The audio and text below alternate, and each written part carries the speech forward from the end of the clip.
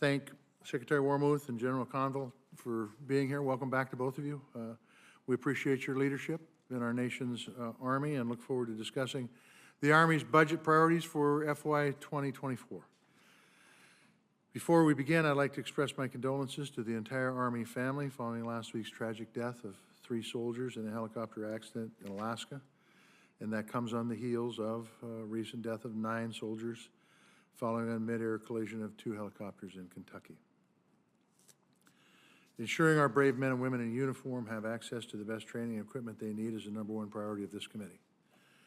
I will want to hear more from you about your order for Army Aviation units to complete a 24-hour safety stand-down and any corrective actions that you plan to take. The FY 24 budget request for the Department of Army is $185.5 billion, which is $300 million below the amount enacted in FY 23 and nearly $11 billion more than enacted in FY 22. So let me repeat that. 185.5 is 300 million below last year's, but 11 billion more than the year before that. Worldwide challenges and threats are constantly evolving. The Army's response to increasingly complex battlefield of the future is to transform the Army into the Army of 2030. This transformation includes investments in people, the reorganization of forces, the development of new equipment, and adoption of new concepts to defeat our adversaries. We can best help the Army on its path to transform to the Army of 2030 through the timely enactment of a Defense Appropriations Bill for FY 24. On-time appropriations provide the resource predictability that enables the Army to execute training and operate plans effectively and efficiently for the entire fiscal year. Let me put it this way. In order for the Army to be all it can be, we, Congress, must do our jobs. I look forward to working with Senators Murray and Collins, the chairman and ranking member of the full committee, for putting us in a position for success in getting the budget passed on time. The Army's biggest military advantage is its people, but these are difficult times. We look forward to hearing more about how you're tackling recruiting challenges. Given the need to modernize in light of an ever-evolving threat, we also look forward to an update about the pace of modernization. You all have my full support to develop and field modernized capabilities, but I'm growing increasingly worried about repeated proposals by the Army to break hot production lines and destabilize the industrial base when we need them most. Once again, I want to thank you for your service to the country. Senator Collins is not here. As you can see, she has a Health, Education, Labor, and Pensions Committee markup this morning. She may arrive later. But before we get to your opening statements, I have one quick statement, then I want to turn it over to Senator Moran. We heard yesterday that the moment in time we default on our debt is coming up 1 month, June 1st. I talked about getting a budget out on time.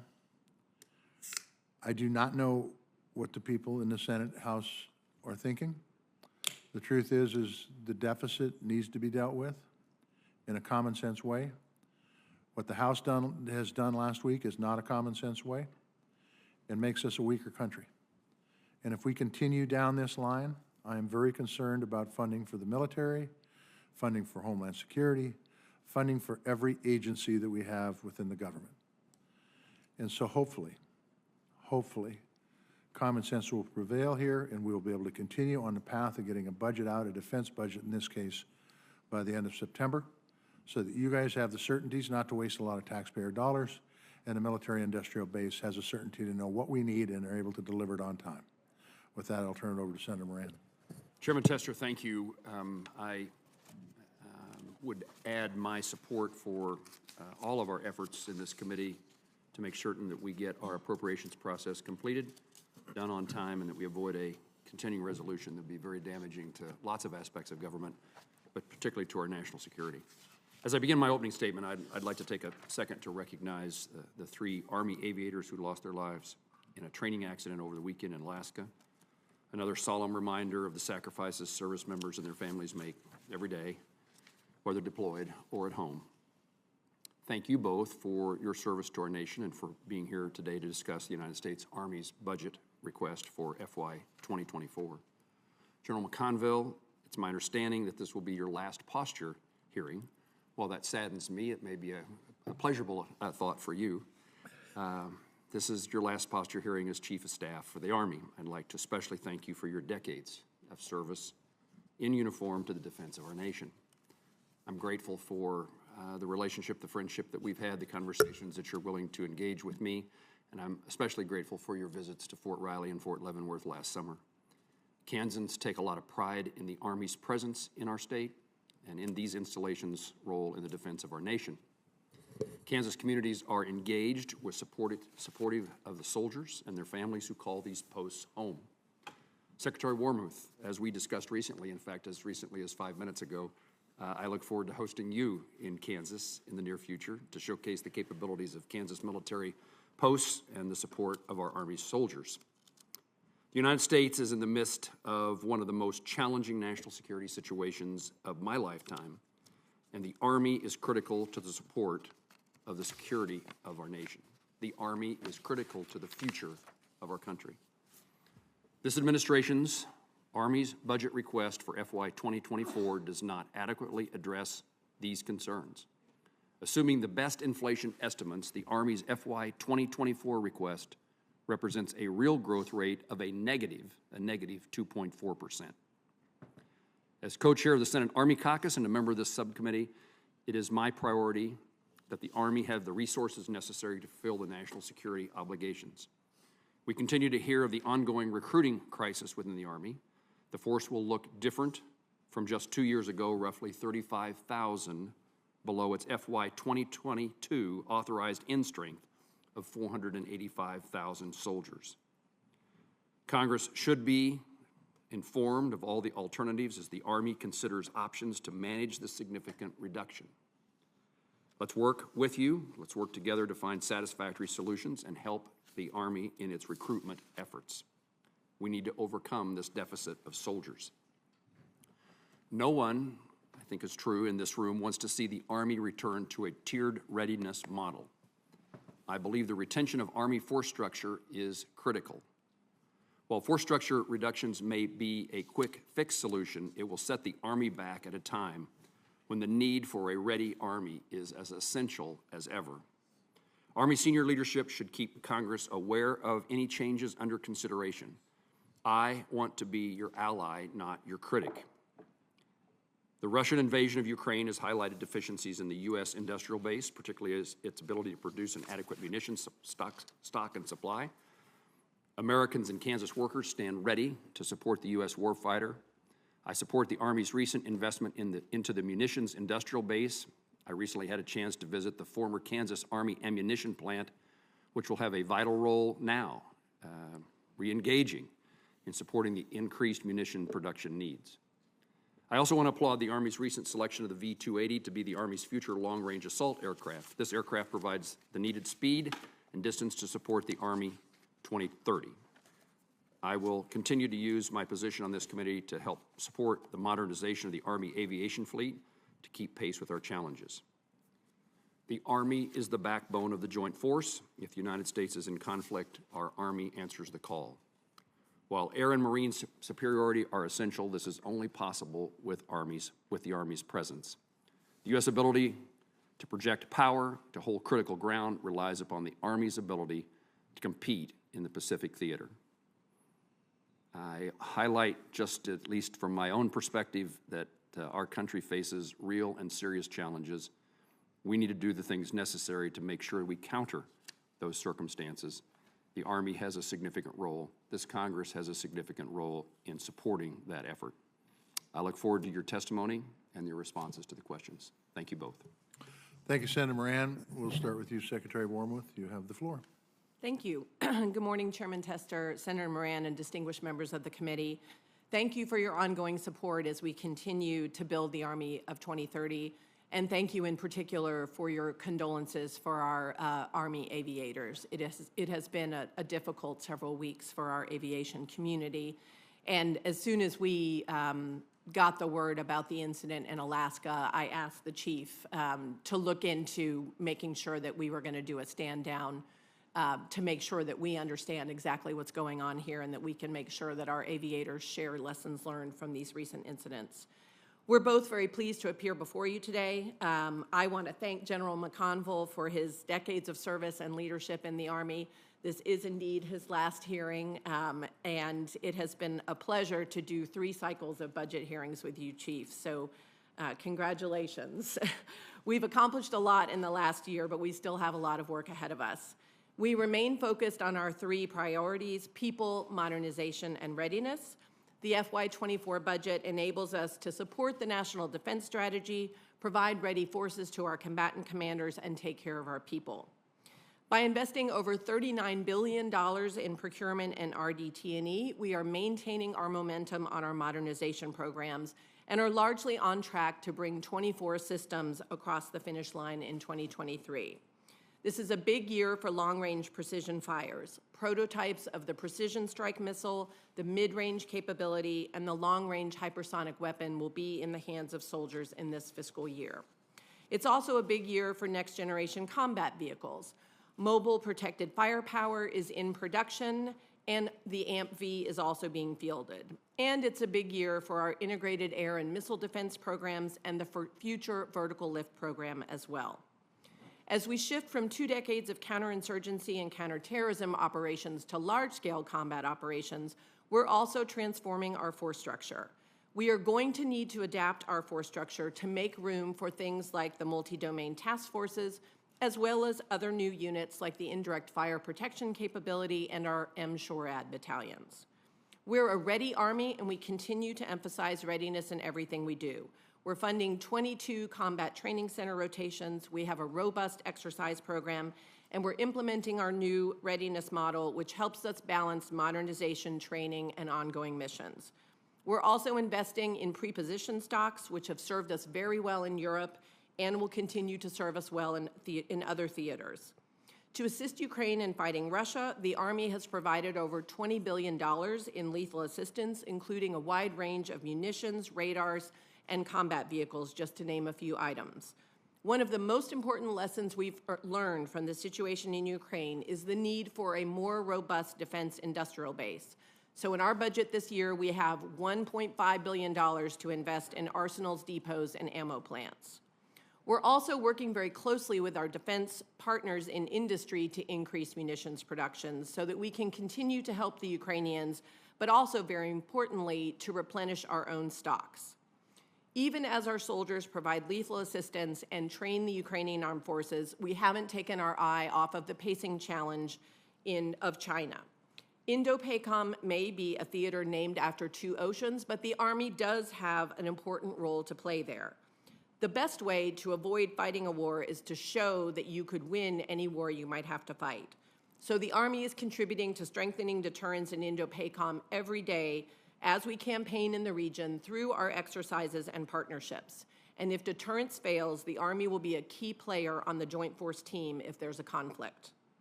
As important as it is to build new weapon systems and maintain our readiness, people are the strength of our Army.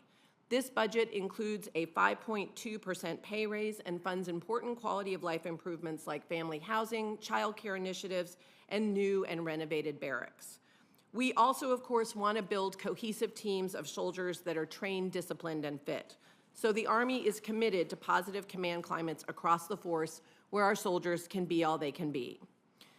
We're also continuing to strive to prevent suicide in our ranks. Suicide is a national challenge, of course, but we have to do everything we can to reduce suicide in the Army.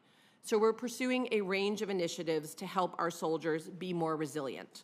One of the most important things we can do is make sure that we have engaged leaders at every level who know their soldiers and make sure that their soldiers are connected to their leaders, to their buddies, and to their families. Our Army is the greatest Army in the world, but to keep it that way, we have to solve our recruiting challenge. The difficult recruiting landscape we face didn't happen in a year, and it's going to take us more than a year to turn this around. We are laser focused on this challenge, and we are not going to lower our standards to solve the problem. We are generating positive momentum from initiatives like our Future Soldier Prep Course, our Soldier Referral Program, and our new advertising campaign, Be All You Can Be. Our efforts are geared towards one thing: reintroducing the Army to the American public and inspiring a renewed call to service.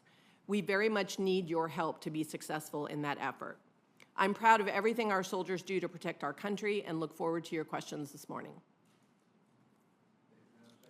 Thank you, Madam Secretary. Next up, we have General McConville. Secretary, thank you for your leadership. Chairman Tester, Senator Moran, distinguished members of the subcommittee, thank you for the opportunity to be here today and for your continued support. We appreciate your condolences, and certainly our condolences go out to the families of our fallen aviators in Alaska. The United States Army exists for one purpose, and that is to protect the nation by being ready to fight and win our nation's wars as a member of the joint force. To do this, the Army has set three clear priorities: people, readiness, and modernization, or in other words, future readiness. We have remained aggressively committed to these priorities while answering the nation's call during every crisis and every challenge.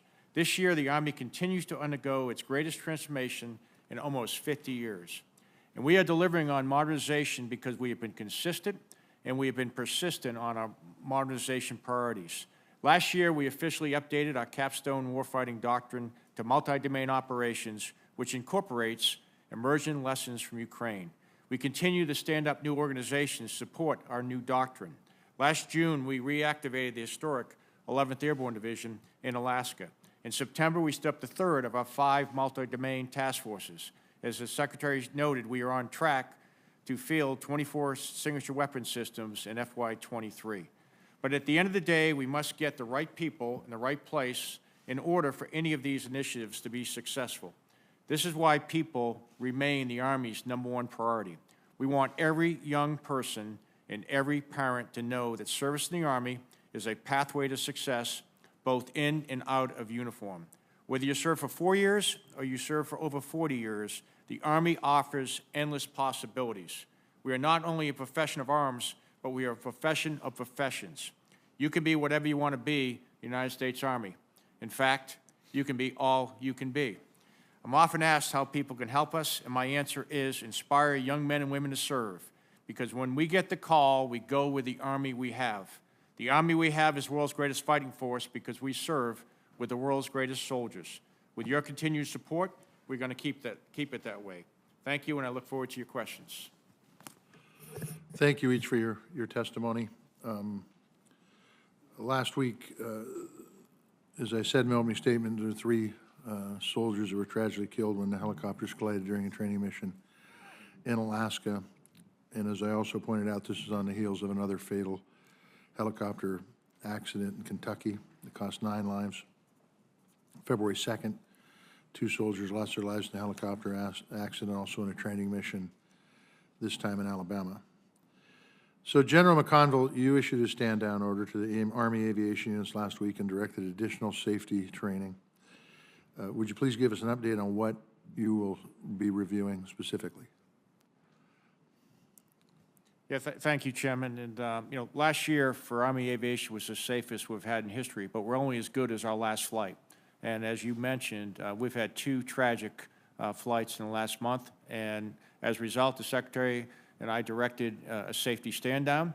That's an opportunity for all our aviation commanders and senior commanders to bring their aviators together to take a look at the procedures that they're using, to take a look at crew mix, to understand the type of training they're doing, and making sure that we have the right crews in place, that we're taking the proper steps, crawl, walk, run, to get after some of the maneuvers we're going after, and to realize that this is a very dangerous business. And unlike maybe operating a vehicle close to a curb, with aviation, if you make a mistake or something happens, it can be very catastrophic, and we need to bring that safety philosophy we've had for the last couple of years back into the cockpits and make sure we're able to do that. So, assuming that the stand-down will result in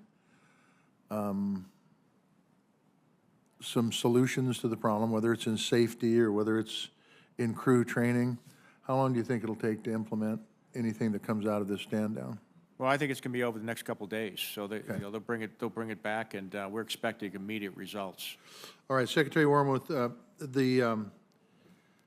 In addition to the lives that were lost, those accidents also cost,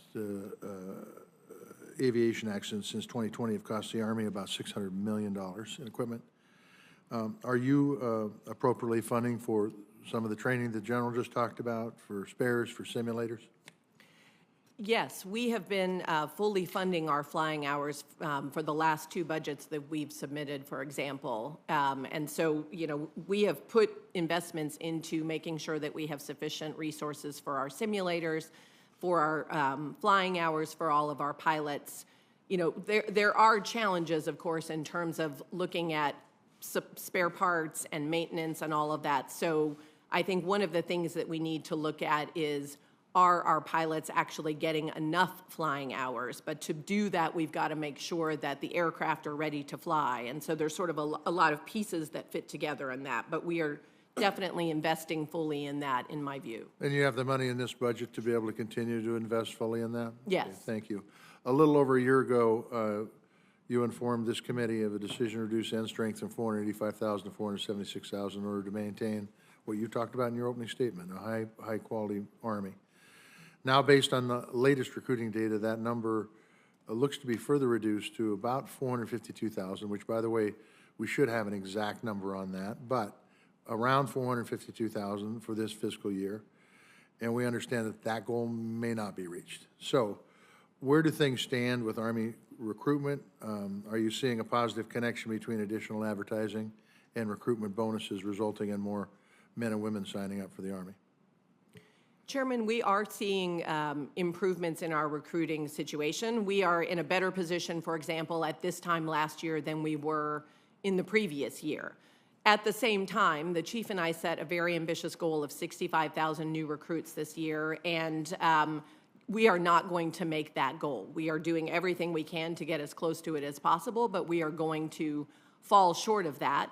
And as I said in my opening statement, you know, we didn't get into this situation in a year, and I think it's going to take us more than a year to recruiting.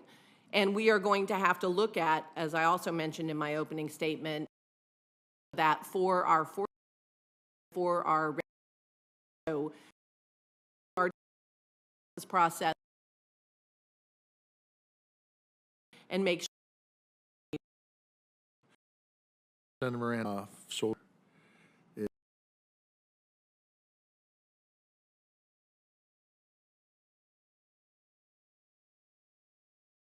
is apparently not. This is not a good thing. And it's not a good thing for a couple of reasons. First of all, this is information that a new system should be able to do without a lot of screwing around. And quite frankly, it's not giving you the numbers to be able to track and have solid data on recruitment. You get soldiers that are booted off a TRICARE because of a glitch in the damn program. That's a problem. How are you able to track needs without solid data? It took us 6 years to build IPSA, and it brought together 40 different systems. So it was very complicated, and that's why we had glitches, for example, like the soldiers with TRICARE, but we have worked through that. We have a Tiger team that is working all of the specific, you know, problem areas that have emerged as we've gone live with IPSA. The challenge with our recruiting numbers, frankly, is more that our models don't incorporate some of these new initiatives that we've undertaken, like the Future Soldier Prep Course. But we know how important it is to this subcommittee to get that data, and we will work with you to get it to you as soon as possible. I appreciate that. I would just tell you that Senator Moran and I serve on the VA committee as chairman and ranking member too. And if I have one major pain in my behind, it's computer systems. And it doesn't matter if it's military, it doesn't matter if it's VA, it doesn't matter if it's a Montana state tax system, they're always something wrong. And man, it's not something that can make the Army all it can be or the VA all it can be either. So with that, I'll turn it over to Senator Moran. Chairman Tester, thank you for concluding that conversation by indicating the pain was the computer system. The way you started, I wasn't certain where you were going to go. Let me start with really both of you. So if we're not going to meet our recruitment goals, that means consequences in a practical way to how the Army operates. What can you tell me, first as someone who's interested in the overall well-being of the Army, what you are thinking? What are your plans that will alter the structure of our Army across the country and around the globe? And then, as a senator from Kansas, tell me what concerns, if any, I should have about what those changes mean to installations and the assignment of soldiers to places, to bases, to forts, to posts across the country. Is this a consequence that will have a modest impact across the board, or a consequence in which you will be making decisions about who stays the same, who gains, and who loses? Thank you, Senator Moran. Let me try to answer that concisely. We do not want a hollow Army, as you indicated. You know, we do not want to have tiered readiness. So part of the hard work of the Army in the next couple of years is going to be bringing down that overstructure, you know, what we call the spaces, to be closer to the actual amount of faces, soldiers that we have. We are, and frankly, we have to undertake that transformation in any case, because we've got to make room for some of the new types of structure we need for the Army of 2030. So what we're trying to do is basically spread out some of those changes, really. And so, for example, we did sort of what I would call a people night court, where we basically went and looked at all the different types of soldiers in units and said, do we need to have 60, you know, cooks, or can we use 40 cooks? So we're doing that. We have looked at what we call unit priority, and we've looked over the years at the units that we have used very heavily as opposed to those that we may have used much less frequently. And those are areas where we can probably do some thinning out. So the reality is, you know, our end strength right now is about 455,000. So at most large installations around the country right now, the number of actual soldiers is fewer than the authorizations that are there. So I think, you know, we'll be able to make many of these changes without it having large impacts to any of the major installations. But if we don't turn our recruiting situation around, I can't guarantee you that the Army won't have to make some more substantial potential for structure reductions, because we've got to make sure that our units, for example, that are on the immediate response force are manned adequately so that they're ready to go. Have your planning and your conversations, have they gone to that point in which you are discussing about what significant changes might take place if recruiting doesn't turn around? We are looking at that right now, Senator, but we haven't come to any firm conclusions. I think, you know, we would very much obviously like to avoid making any large force structure changes, because it can be hard sometimes to reverse that. It can be very hard to reverse that. What kind of time frame, when could this committee have a view as to what your thinking is in a more formal way? I think, Senator, we will probably be able to come to you in the next few months and talk with you about how all of that is looking for us. And that would be before a decision is made? Well, we would be, you know, we have a document called the R-Struck, which essentially sort of helps us look at finalizing the changes. And I think we would want to come and talk to your staffs, for example, about how that's looking. And when does a decision have to be made in order for this to be, to really live up to the consequences of the less end strength? Well, the R-Struck looks 5 years out, and we do one every year. You know, I think we won't have to make final decisions probably about any significant changes until 2025. But we need to start thinking about that because, again, we want to make sure that our brigades are adequately manned. Madam Secretary, you understand why this is such a significant topic of conversation for the country, for this committee, for you. Of course. I appreciate that. General McConville, anything you would want to add to that response? I think, you know, one of the concerns is why we really need to increase recruiting, get people to serve. Because as you see, oh, sorry. It's on now. It's on, I can just lower it maybe. Okay, is that, okay, sorry about that. I can fly Apaches, but I can't operate the mic. But I think, you know, as we take a look at getting ready for the next fight that we see is we're moving from counterinsurgency, counterterrorism, irregular warfare. So those type systems that would be more valuable in large-scale combat operations, like some of the systems that you have at Fort Riley and other places, are going to be more important. But we're also developing long-range precision fires, air and missile defense, counter-UAS systems, and we're going to do this on pretty much a flat budget and flat end strength. So there'll be some decisions eventually what that looks like. The concern we have right now is on end strength is, it may not be a structure change, but if we can't fill the actual units, they may be at 70% strength is what, and so, the structure's still there, but you don't have the soldiers filling those ranks, and that's what we're concerned about. Let us know how we can help recruit. Thank you. Senator Schatz. Thank you, Chairman. Thank you both for being here. I want to start with the status of the lease negotiations with the state of Hawaii. In 1964, the United States military was awarded a 65-year lease for 23,000 acres of Hawaii state lands for $1. We are now coming up on the potential renewal of that lease, and I think we're all in agreement that the people of the state of Hawaii are entitled to a fair deal on all leasing moving forward. Many of these leases do expire in 2029. That includes Pohakaloa Training Area, Kahuku Training Area, Makua Valley.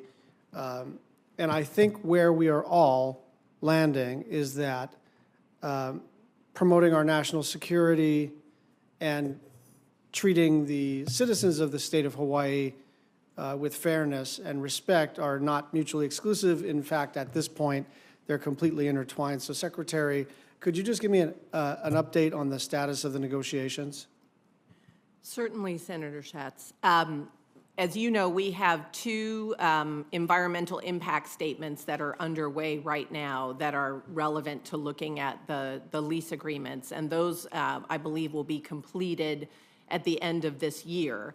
And then the next step would be for, the Army to be looking at what we would come forward with as a proposal for what the final agreement would look like. And that record of decision won't come forward until 2025. So we have some time to be talking with, when I was last in Hawaii, I met with Governor Green, had a very productive discussion with him. I met with leaders from the Native Hawaiian community. And we are very much now trying to engage, as the environmental impact statements work their way through the process, we are trying to engage with all of the different stakeholders in Hawaii to help us understand what the shape of an arrangement might look like. Thank you. General McConville, we all agree Hawaii is entitled to the same guarantee of homeland defense as every other state. Our Army's IBCS expands the line of sight for defensive launchers to better our odds of intercepting missile threats.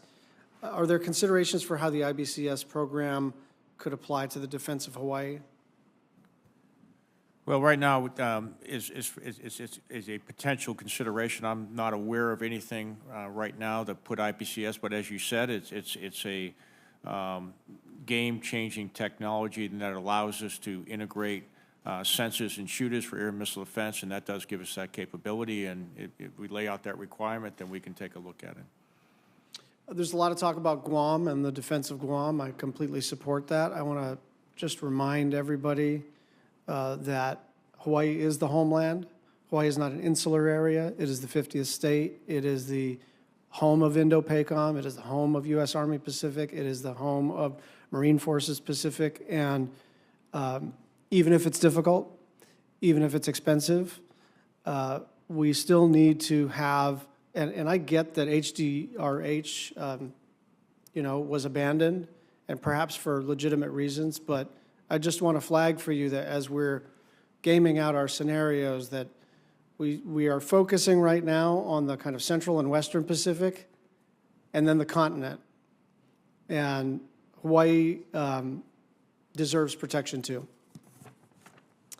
On recruiting, just following up, Secretary, on what Senator Moran talked about, you're going to fall short, and I think you are doing what is necessary to try not to fall short. But I think it's fair to say that the Pacific is the priority area. And although I know you're kind of pre-decisional here, I'd like you to kind of talk, at least in conceptual terms, about how you're going to absorb some reduction in the number of Army soldiers in a way that is consistent with our Indo-Pacific strategy. Certainly, and I'll maybe draw again a little bit on what I said before. One, I think it's important to realize that the actual number of soldiers that are at places like, 25th ID, at Fort Riley, for example, at Fort Bragg, at Fort Hood. Or Camp Humphreys. Exactly, is below the number of authorizations that are on the books. So we have the soldiers that we already have. What we're trying to do is look at, as we think about the new kinds of force structure that we need to build, as the chief mentioned, the multi-domain task forces, the indirect fire protection capabilities, a lot of the integrated air and missile defenses, for example, we're looking at where can we shed maybe some types of structure that was very useful for COIN and counterterrorism, but we don't need as much of right now, to make room for new structure. And the way we've gone about that, among other things, is we've looked at, as I said, what we're calling people optimization. So there's places where we can just kind of thin out across the whole force structure. And then we're also looking at the types of units that are maybe underutilized. Those are obviously candidates for elimination, for example. So, I think all of this will be spread around our major installations. And we're, national defense strategy requirements are primary. We've got to be able to have the readiness levels and the structure that we need to execute the strategy, and certainly paying attention to the Indo-Pacific is core to that. Thank you. Senator Murphy. Thank you very much, Mr. Chairman. Thank you both for being here today. Mr. Chairman, I wanted to take my time to ask a few questions about the future vertical lift program. First of all, this is the first opportunity to talk about this in this subcommittee. Mr. Chairman, as you know, I made, along with Senator Blumenthal, a series of requests of the Army to get a briefing on a FLRAA award, and was denied that briefing by the Army multiple times. I think this subcommittee, and more broadly the Appropriations Subcommittee, has to pretty rigorously guard our equities when it comes to getting information from the Army and from the administration when it comes to contract awards. In fact, the regulations governing the awarding of contracts carves out a very specific role for Congress to be briefed on these matters, even while the award is pending. And I hope this committee will continue to work on what I think is a misaligned equilibrium right now between the administration, the Department of Defense, and this committee when it comes to how much information is shared. Mr.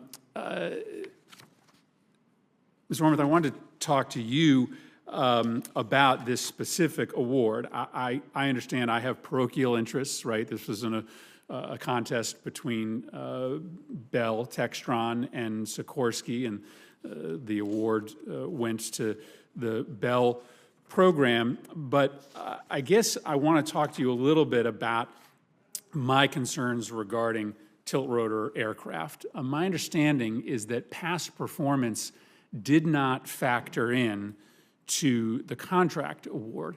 And this committee is going to be charged with picking up the full cost of this new program. Tilt-rotor aircraft, like the V-22 Osprey, have a pretty miserable performance, reliability, and safety record over the last 30 years. The V-22 is supposed to have a mission readiness of 82%, but over the last 5 years, the Osprey has been at 56%. The procurement cost went from $33 million to almost $100 million. Today, the cost per flight of the V-22 is $10,000 an hour, which is double the initial estimate. What was interesting about this particular contract award is that the bid that came in from Textron was twice the amount of the bid that came in from Sikorsky. Layer on top of that this history suggesting that a tilt rotor is going to end up costing our taxpayers inordinately more than even the initial bids, and I worry that we're going to have a hard time being able to fund the full cost of this award. So I guess my question is, do you have any information as to why the Army did not take past performance of tilt-rotor aircraft into account when awarding the FLRAA contract? And what do you say about my concerns that if the cost curve on this new helicopter, which is obviously a foundational program for the Army, is anything like what we saw for the Osprey, then we're in for some pretty big unexpected costs that we're going to have to bear on this subcommittee?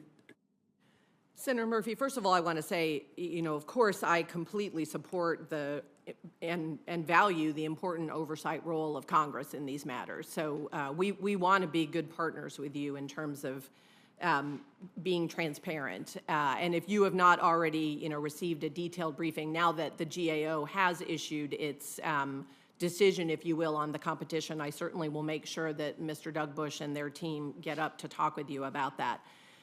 My understanding is that the things that were valued or emphasized, if you will, in the selection process did include looking at lower technical risk, precisely because of the fact that in the past, when if the technical risk is higher, a lot of times that means the costs in the out years are higher. The sustainment costs can be higher because they're not appropriately baked into the competitive process. So one of the reasons, as I understand it, that we selected the Bell Textron aircraft was because it was assessed to have lower technical risk, even though the bid that came in from Sikorsky from an overall dollar amount was lower. It was a best value competition. It wasn't strictly based on price.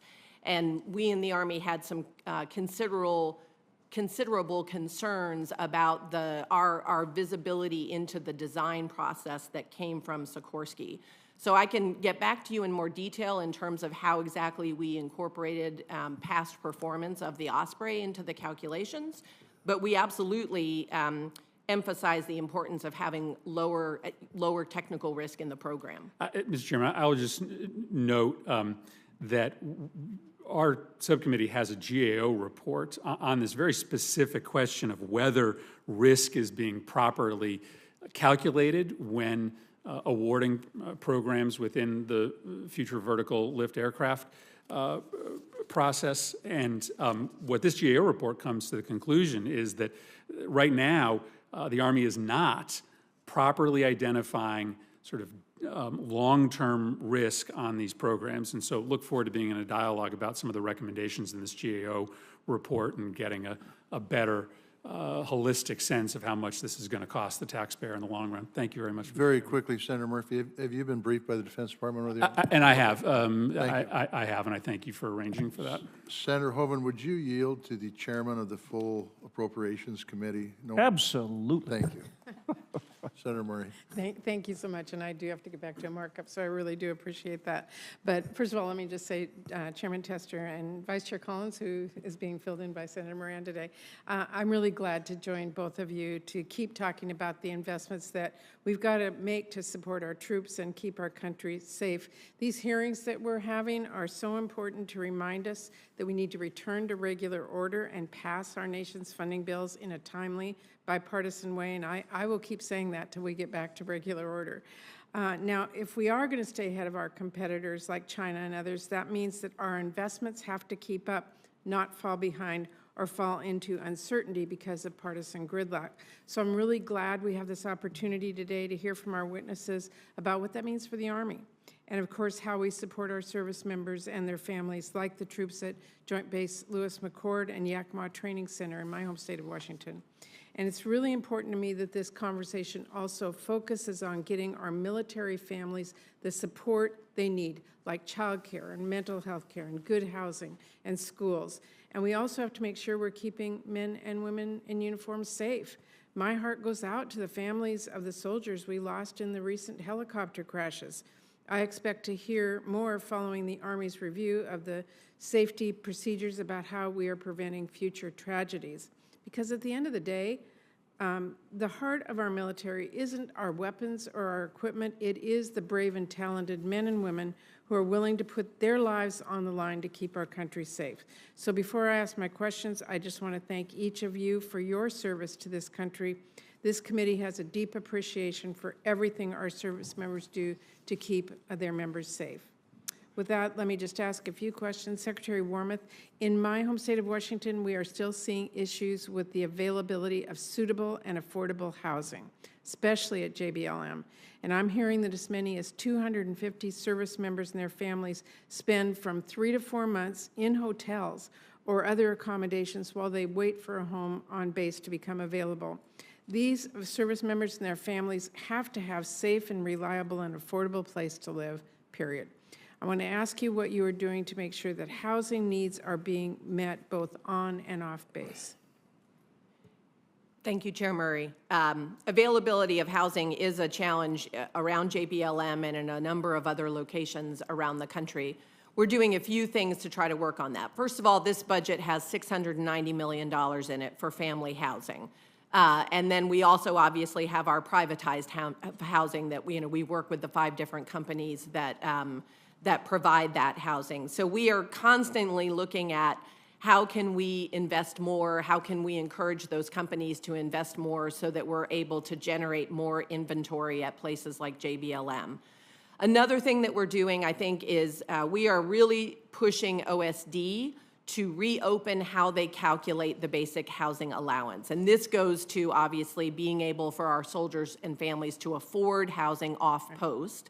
And I think the way that we have calculated, I personally am not fully comfortable with how we're doing BAH. And I think we're going to look at that, open it up, look at the anchor points that we use, look at the utilities cost factors that we're using, because in some cases, I think we may need to raise the BAH rates to allow our soldiers and families to be able to afford housing off post. So that's some of what we're trying to do. Good. I look forward to hearing more about that. Thank you.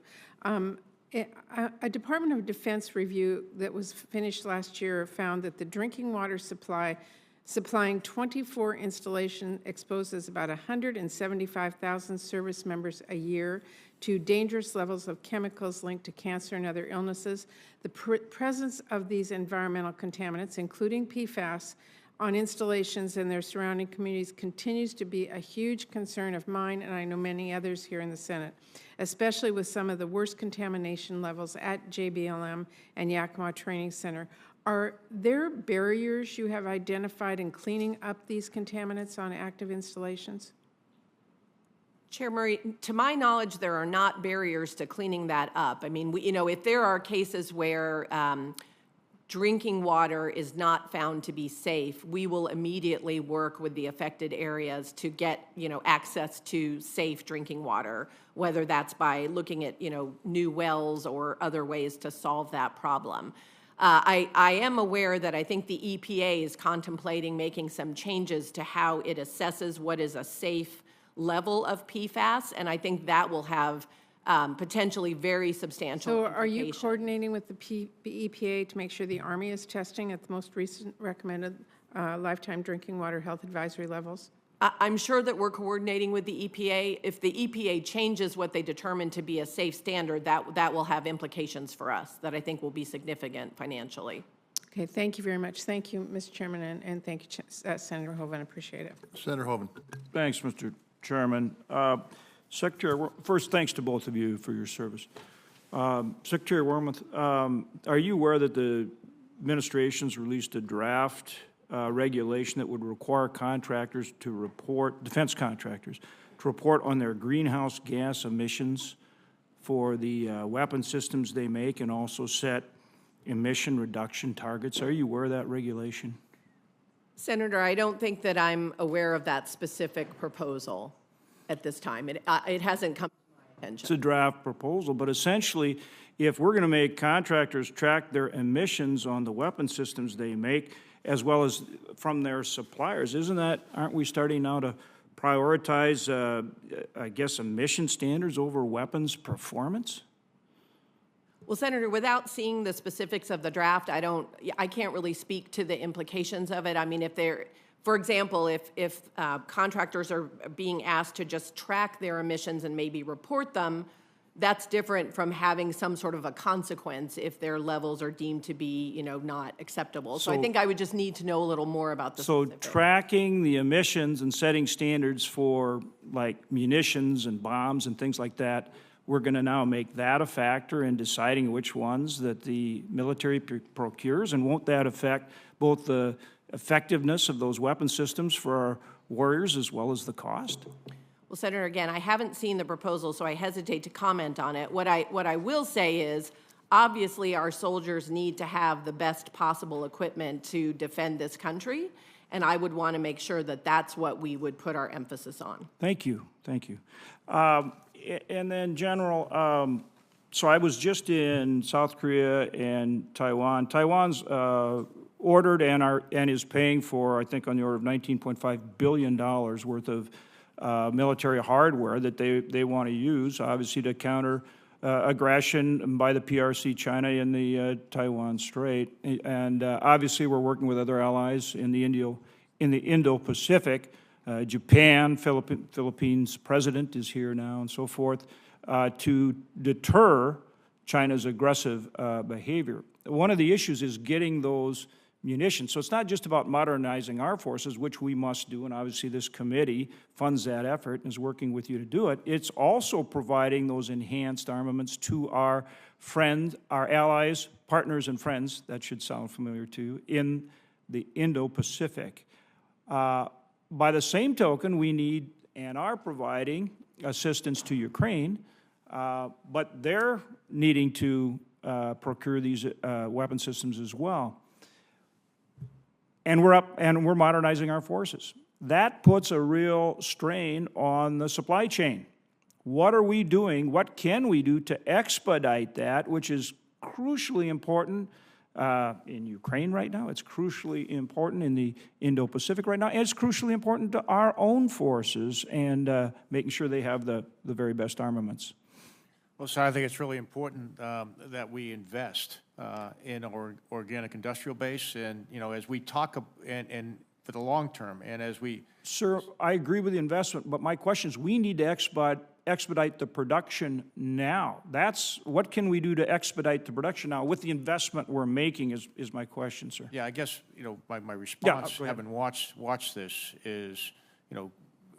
The defense industry doesn't operate on enthusiasm. They want contracts. They want long-term contracts so they can invest in their systems. And when they see that, we're starting to ramp up. We're doing it for 155 rounds. We're doing it on some of the systems that we're doing right now. And I think it's very, very important that we project outwards. In some cases, with multi-year contracts, that helps. They know that when they invest this year, they're going to have a 3 or 4 or 5 year funding stream that's going to allow them to invest and ramp up these capabilities. And we also need to work with our allies and partners to make sure they're doing the same thing in their organic industrial base, because these countries need to have the capabilities, which is weapon systems. They need to have the capacity, which is enough of them. They need to have the competence in those weapon systems, and their soldiers need to have the will to fight if they're going to defend their country.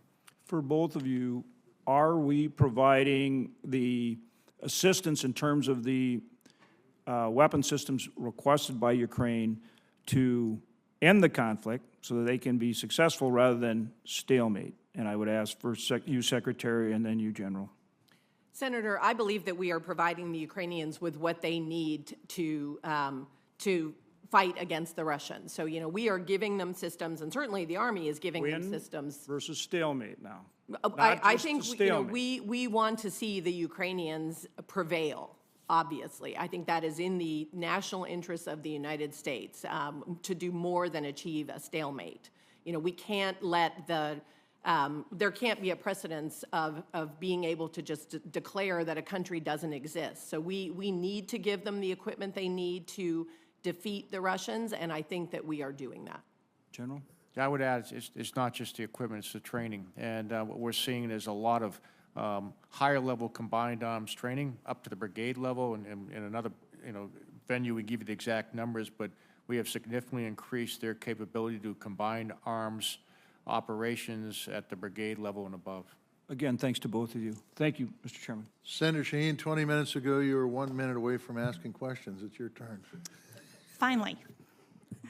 Well, it was worth waiting for. And Secretary Wormuth, I'm sorry Senator Murray isn't here because your response on the testing of our service members, I think, was not totally accurate. I've been trying to get that done through the NDAA for several years now, and in fact, what we're being told by DOD is that we don't have the lab capacity to do that, and there's been opposition from the Department of Defense to actually get that done. So, Mr. Chairman, I hope, I intend to share that with Senator Murray so that she knows that, in fact, we are not doing that. Well, I'm happy, Senator Shaheen, to look into that and do what I can. That would be great. Your advocacy would be very much appreciated.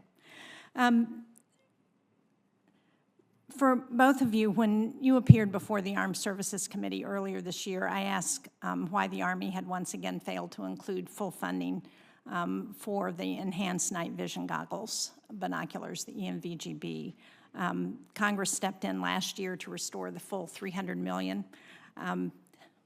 Senator Murphy talked about the GAO report on the vertical lift. There's also a GAO report on the potential impact of what will happen if an IVAS system gets fielded before it's ready, and the potential for the men and women in the military not to actually make use of that because there's so much concern about it. So, again, how do we explain the fact that you haven't requested funding for the ENVGB? We've seen just last week another 2-year delay in terms of fielding the IVAS system. So do we not think the ENVGB is working well? And as we're talking about Senator Hovind's question about the defense industrial base, and as you replied, General McConville, very appropriately, they're concerned about contracts. Well, when we say to companies, we want you to produce these, they gear up to do that, and then the contracts aren't forthcoming. It sends a message that we can't be counted on, and we don't really need what's being proposed. So tell me again, because I don't feel like I've gotten an adequate answer on why you're not requesting funding for the ENVGB program in this year's budget. Okay, Senator Sheen, I will try again. First of all, I want to emphasize that the ENVGB is a great system. This may surprise you, but the Pentagon had Take Your Child to Work Day last week, and in our courtyard, the Army had many of our systems that kids could look at, and the ENVGB was one of them. Doesn't surprise me at all, because I think it is a great system, and that's what we've heard from soldiers. It is a very good system. Our soldiers like it, and they're very comfortable with it. I think one, we have a finite amount of resources that we can apply to modernization. So we are having to make choices, and that is, relevant, whether it's about JLTV and other kinds of vehicles, or whether it's about, what I would call wearable tech for our soldiers. So we are, what we're trying to do with ENVGB and IVAS is strike a balance. IVAS, as I know you know, does more than what the goggles do. It is a system that allows our soldiers to train, rehearse, and then fight in a synthetic training environment. But it's not ready yet. That's our true. Soldiers we are still working on it. You are absolutely right. We are still working on it. And I think if Congress gives us the money that we've requested for IVAS in this year's budget, we are going to use that to work with Microsoft to get the system to a place where our soldiers will want to use it. And if Microsoft isn't able to do that, we will not develop the program further. We are not, I know the GAO report, talks about $22 billion. That assumes fully. And an IG report. I mean, it's not the only report, and the Army's own report have all said the same thing. We're not going to spend $22 billion on a system if it doesn't work. But I think the chief and I both believe that this is important wearable technology for our soldiers. We want to see if we can get it to a place where it is going to be desirable for our soldiers. We think it can be, but I think Microsoft knows that this is it. They either get it done and get it to a place where our soldiers want to use it, or we will move on. And I don't know, Chief, if you want to add to that. I think, first of all, the enhanced night vision goggles, Bravo's a cutting-edge technology where we are today. I would say that is, if we go back when we first started flying goggles with PBS-5s, they're big, clunky things that were on your head, and how far we've taken the technology is great. But to me, IVAS is transformational. It's going to fundamentally change the way our soldiers operate in the battlefield. And when we take a look at where we are with resources, is we want to give the next 3 to 5 years to get that edge that's going to transform how our soldiers are going to fight. And that's the trade-offs that we're trying to make right now. And I understand that aspiration, but it's not working yet. And until it works, it seems to me that we are shortchanging those people who need the current system that does work in a way that is not acceptable as we're looking at warfighting. So thank you, Mr. Chairman. Senator Murkowski.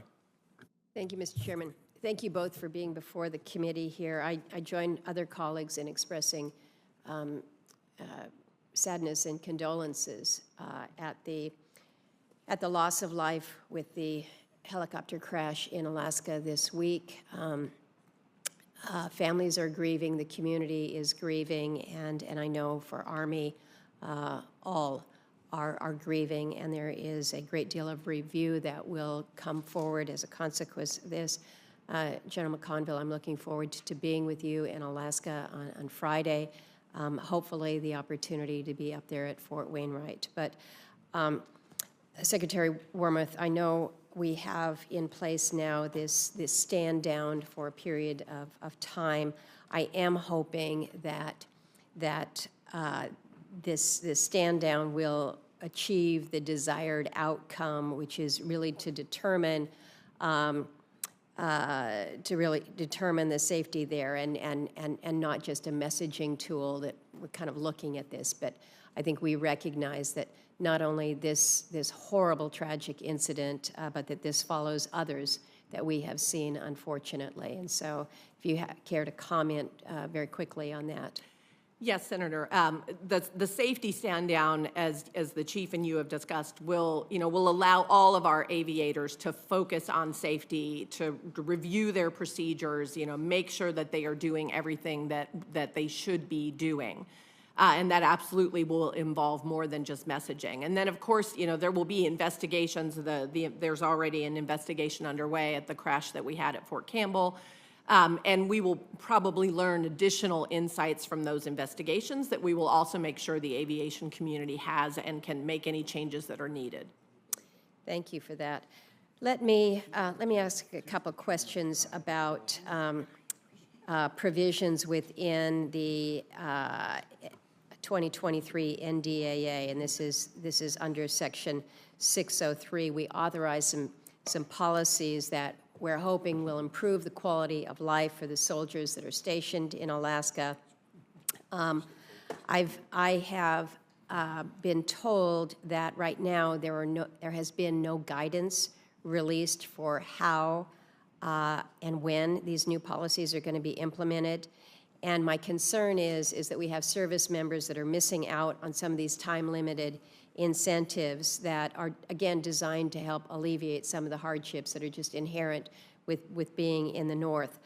One is the provision that allows for cold weather special duty pay, and the second is the requirement that the Secretary reimburse eligible service members for the cost of airfare to travel to their home of record when they're assigned to Alaska as a duty station.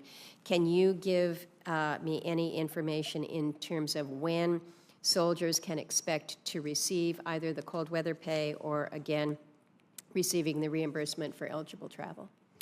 Yes. On the cold weather pay, the Army has actually been providing cold weather pay to soldiers since 2020 through our remote and austere location incentive pay. I don't quite have the acronym off the top of my head, but basically if you're above 63 degrees north, so if you're at Fort Greely, for example, or Fort Wainwright, single soldiers get $2,000 and soldiers with dependents get $4,000. So we have been paying that since 2020. Right, but this provision in NDAA was additional to that. my understanding, and I'm not an expert on this, Senator, so I may have to get back to you for the record. I think there is concern with OSD that somehow we will be double counting. So, you know, I would be happy to work with you and your office if you think that the amount of the current incentive isn't sufficient. But I think there's concern from OSD about creating a second incentive. Okay, well then we need to talk about this and do so quickly, because this is not about double dip. This is truly about addressing some of the realities that come when you are in these cold weather environments, and the ability to take care of yourself and your family with that. How about on the travel piece of it? The travel piece is in draft right now, and frankly, when I learned that it's in draft, because I've heard personally from soldiers how important it is to be able to fly home sometimes, and I know how expensive those are. So I will commit to you to sort of look to see if we can speed that up. There's no issue with it, it's just sort of going through the staffing process. Okay. I know that when I'm up there this weekend, these will be questions that I will be asked, and I'm sure General McConville, you will as well. So the more information we have on that, the better. Thank you. Senator Murkowski, thank you very much. Senator Capito. Thank you, Mr. Chair, and thank you all both for being here. Very much appreciate not just being here, but your service, and appreciate all the men and women that serve with you. I would just add my voice of concern to the accidents that we've seen. Obviously, you're working very affirmatively to, I'm sure it hurts everybody's heart and the hearts of the folks that you serve with, probably more than others, with the families. I wanted to ask about munitions, General McConville. How has observing the Ukraine conflict helped the Army assess the performance of existing Army munitions and assumptions about our requirements for the future fight? Yes, Senator, first of all, you know, as far as our performance, I think it's showing, you know, things like HIMARS have become game changers. We look at the amount of 155 rounds that are being utilized. They're very, very effective. And quite frankly, you know, U.S. weapon systems across the board have been in great demand and are working extremely well. But the usage rates have gone beyond what we, you know, historically have used. You know, we've been at war for, you know, 20 years, and we've never used the amount of, you know, 155 rounds that are doing that. So, you know, the Secretary has directed, and we are doing that right now, about really standing up our organic industrial base so we can manufacture and have the capability to do it in a timely manner to get our stockage rates up to what we think we may have to use in large-scale combat operations. Madam Secretary, would you say in terms of what our capacity is now, let's just say we were to be engaged, I know hypotheticals are terrible, but to be engaged in something where we would need those munitions for our own purposes, are we ready to do that? I mean, we're not bleeding ourselves down to a point where we would not be ready, but we need to replenish. Is that the case? As we've looked at the Ukrainian request for support, we've weighed that very carefully. So we are not, you know, giving away more than we can afford to, if you will. Although I think we've been very creative at finding ways to be able to give them as much as we possibly can without going too low in our own stockpiles. But we have a lot of work to do, I would say, Senator, in regenerating our industrial base. And that's why we're investing $1.5 billion in this budget to invest in our own organic industrial base. You know, we've made, I think, very good use of the resources Congress has given us through the supplementals to get that on contract quickly and get our partners in industry like Lockheed Martin and Raytheon to increase their production. And I think we are rebuilding that capacity now, and that will, I think, serve us quite well in the future. Good, good. In West Virginia, we have some good resources that can help with that. Let me switch gears and talk about recruitment. I understand that in August you stood up a pilot program, the Future Soldier Prep course, to help those individuals, in other words, improve up to the standards rather than lower your standards. So, General, how is that working? Are you getting a lot of uptake on it? Is it making improvements? I know you're having recruiting issues. How do you see that program as it's? Yeah, I think it's transformational, Senator. You know, I think, you know, one thing the Secretary and I have done is made a blood oath. We're not going to lower standards, and I think this is really important. Right. So we're going to invest in young men and women. And as we talked to recruiters, they said they were having challenges passing what we call our Armed Forces Vocational Aptitude Battery Test, which is like an SAT for the military. Right. And also having challenges meeting the physical requirements because of body weight. So we've stood up the program. And we've had about a little over 8,000 actually go through the program right now. We're seeing a 95% success rate. I think there's something there. I think it's the future. And it's amazing. Not only are they meeting the standards, in many cases they're exceeding, and they're going on to do really good things in the Army. So I think this is something we really need to take a hard look at, and there's a potential for expansion. So when you're looking at, say, a high school graduating class that's interested in pursuing the Army as a next step, how does somebody find that? I mean, do you have to be in a recruiting program to be able to access that? Is it generally accessible, or? Well, the best way, it's very accessible. You know, you can go on the internet and contact recruiter. You can go to a local recruiting station, and then what happens is you start taking the tests, and if you're having challenges, we can help you get into the program. So the best way to access that is through a recruiter, an actual. Sure, on the internet or through a recruiter. Yeah. Okay, a couple of weeks ago, hundreds of soldiers for the 101st Airborne and the 82nd Airborne came to rural West Virginia for a unique training experience. They were able to get their hands on developmental technology, use it in a realistic training environment, and provide real feedback on that will impact the final product. I don't know if you're aware of that training exercise, and if you'd have any comment on what that looks like in the future. Well, first of all, I'm a little privy to 101st Airborne, a very special place in my heart, but, having units go out in places like West Virginia and work with people is really important for the work they're doing, but also for the exposure. One of the things that we need to work on is making sure that people get exposed to our soldiers so they know what the military is about and that type of training. And I think one of the values in this particular exercise is for the soldiers to get a hold of some of the newer technology or the braking technology so that it's not stuck in this developmental phase, and you can actually see what's in a simulated real situation, see what's going to work and what isn't before it, so we can get them into the actual production phase. Thank you very much. Thank you, Senator. Senator Bozeman. Thank you, Chairman Tester, very, very much for having this important hearing, and it's good to be with you all. We appreciate all of your hard work. I understand, General, that you're retiring, and we appreciate you, appreciate your service. You've had more than an outstanding career, and we also appreciate your family. These are certainly family affairs and the sacrifices that they've made through the years. It's always good to talk about the budget, talking about the fiscal year 24 budget, trying to figure out what your priorities are, and then again, how we can help you, Madam Secretary and General, as you work through this.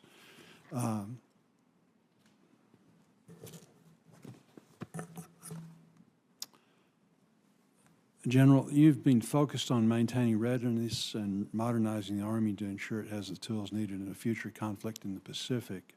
After recently visiting with Army leaders in the Pacific and visiting with Army personnel in Singapore, I learned the importance the Army plays in supporting the joint force in the Pacific. Can you highlight the importance of the Army's future role in a joint fight in the Pacific? Yes, Senator. I think the Army has a critical role in the Indo-Pacific, along with our joint partners. And, some of the things that we do, long-range precision fires, air and missile defense, contested logistics, and then certainly providing ground troops, and more importantly, working with our allies and partners on the ground to increase their capabilities, capacities, and competence so they can defend their country. That is very, very important. And where the American soldier goes, it really reinsures those armies that we deal with, and they have the confidence to fight. So I think it's very, very important. What in the budget specifically supports the Army's role in the joint force, and where does it assume risk regarding the Indo-Pacific? Senator, I'm happy to speak to that a little bit. We are making a lot of investments in this year's budget aimed at the Indo-Pacific. So, for example, the chief talked about contested logistics. We have over $850 million in this year's budget for Army prepositioned equipment. For contested logistics, we are investing in new composite watercraft that will allow us to take supplies and move it around, that very large theater. And then, of course, in terms of our RDT&E programs, we are investing in the long-range precision fires portfolio, so things like the precision strike missile, the mid-range capability, the long-range hypersonic weapon. We are investing over $550 million in integrated air and missile defense programs, things like Patriot, the indirect fire protection capability, which will be able to intercept advanced cruise missiles. And then we're also looking at deep sensing capabilities, things like Hades, which is our airborne ISR sensing, and then the Titan network. And so that's another about $300 million for deep sensing in that theater. Very good. I want to touch on something. I think Senator Moran touched on it earlier, but the Army's fiscal year 24 budget request is $185.5 billion, short of the 2018 National Defense Strategy's recommendation of 3 to 5% real growth. When adjusted for inflation, the Army's fiscal year 24 budget is actually a rate of negative 2% growth over fiscal year 23. Madam Secretary, moving forward, how can we help you? Can the Army afford to continue its 2030 modernization strategy without increased top lines or reducing force structure? Senator, I feel that our budget of $185 billion, as I said in my opening statement, allows us to do our part in the national defense strategy. It allows us to keep our momentum on modernization, keep investing in readiness, and to take care of our people.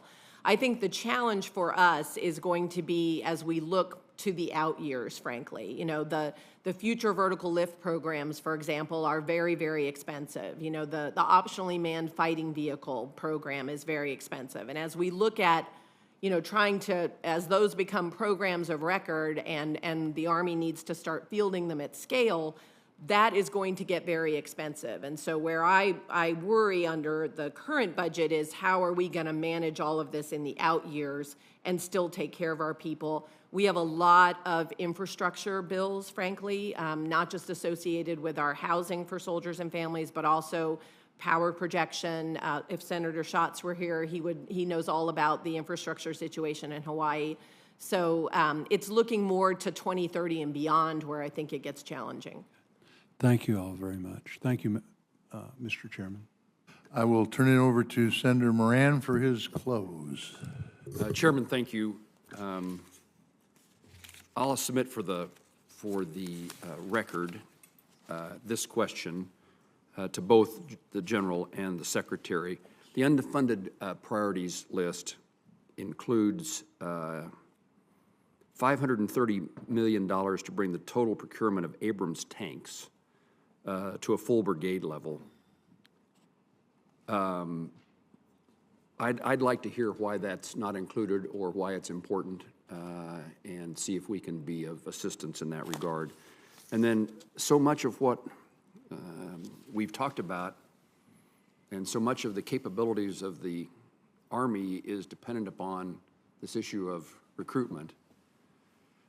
It strikes me as it's at least interesting, and maybe there's a good explanation.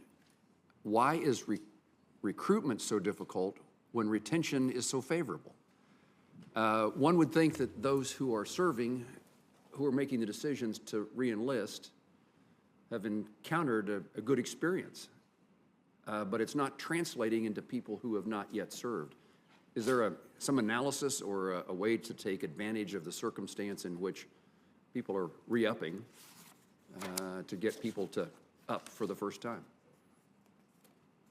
Senator, I would say that's part of what our soldier referral program is aimed at. Is you're right. We've got really good retention, historically good retention. So people who are in the Army, you know, many of them are having good experiences. So we're asking our soldiers then to turn around and take that good news story to their communities, and then if they're able to, you know, bring forward people who sign up and go to basic, they get points towards promotion.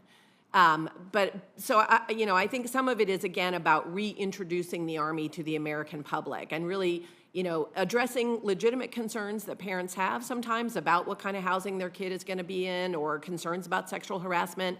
I think there are some misperceptions sometimes about the Army, that it's somehow slowing people down, when in fact I would argue it can accelerate kids towards college degrees. But we need to do a better job of telling our story, and we'd welcome your help with that. Okay. Thank you. Thank you both. General McConville, thank you for your service to the country. I've got to ask a real quick question too.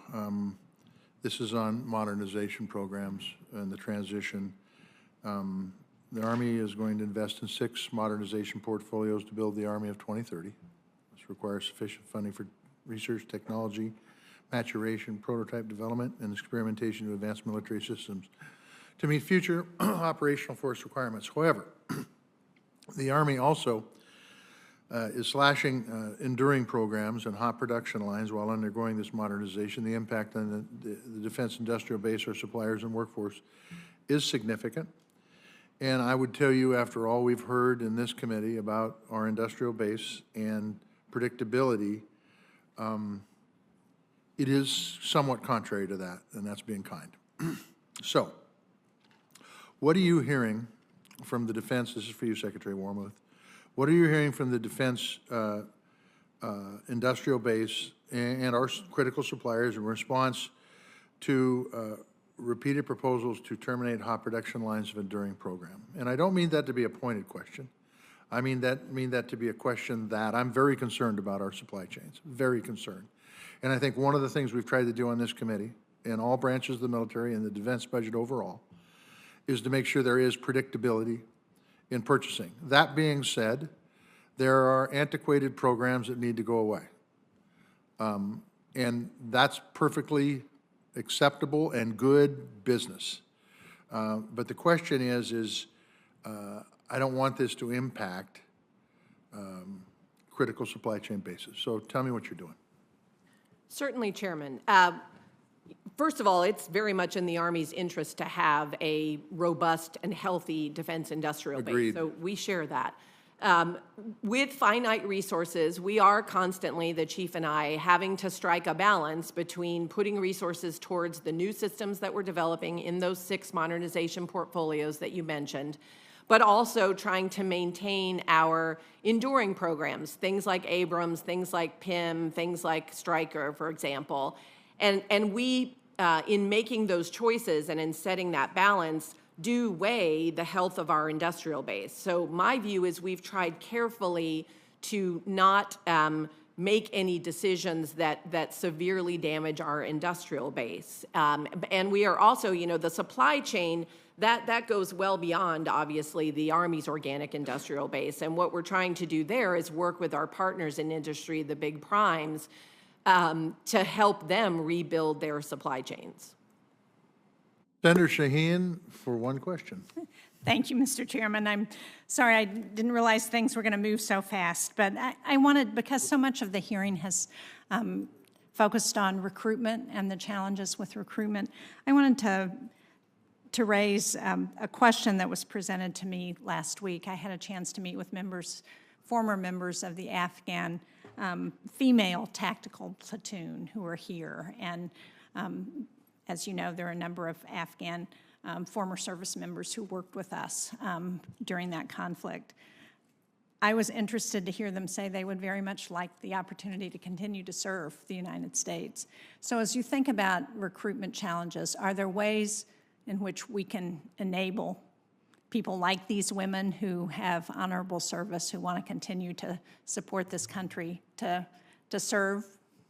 Yes, Senator, I actually met with those women as well. They were incredibly inspiring, and a number of them, when asked, held up their hand and said they'd like to join the United States Army. We do have pathways for folks who do not yet have U.S. citizenship to join the Army. You know, we have green card holder pathways, lawful permanent residents.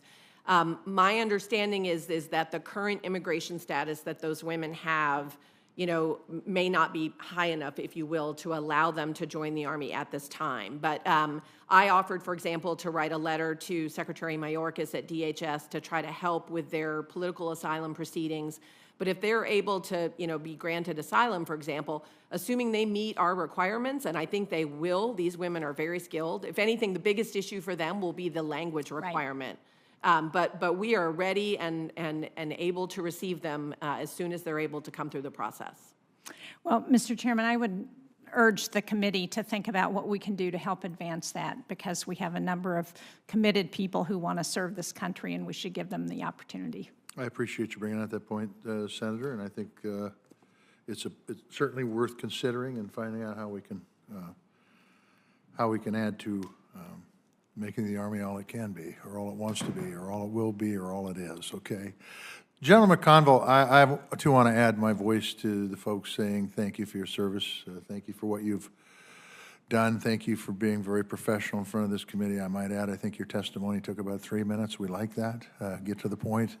I would also say that you may not be able to retire this summer. There is a hold on all flag officers right now, you know, so your replacement is not confirmed and may not be confirmed unless we get a level of common sense around here to allow you to be able to go to Montana and retire like I'm sure you're going to do. But we do appreciate what you've done and what you'll continue to do even in retirement. We appreciate both your testimonies, Secretary. Thank you. General, thank you. Senators may submit additional written questions, and we would ask that you respond to those questions as soon as possible within a reasonable time. This Defense Subcommittee will reconvene next Thursday, a week from this Thursday, on May 11th at 11 a.m. for a hearing with Secretary of Defense and Chairman of the Joint Chiefs of Staff. That will be an interesting hearing. Until then, we stand in recess.